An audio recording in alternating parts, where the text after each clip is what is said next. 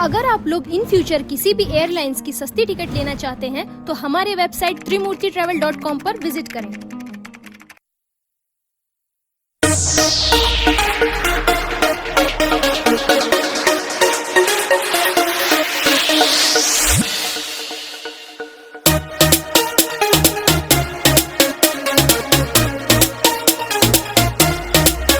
रोज मेरे गली में ये स्टाइल झाड़ते हो,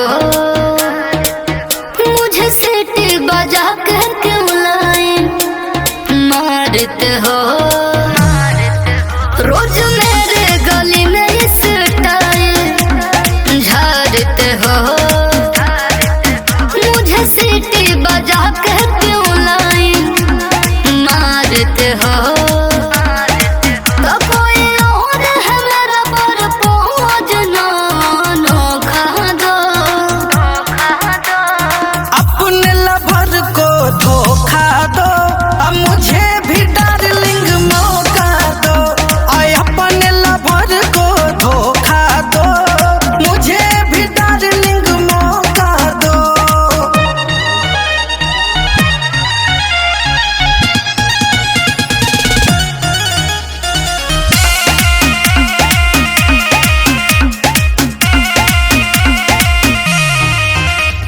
खर्चा मेरा उठाओगे क्या, शॉपिंग डिनर कराओगे क्या, बोलो कर लोगे।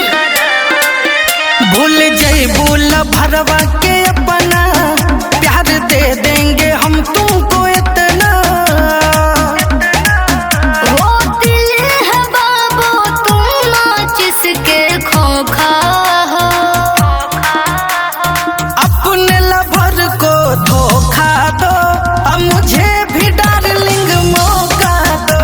और अपने लवर को धोखा दो, मुझे भी डार्लिंग मौका दो।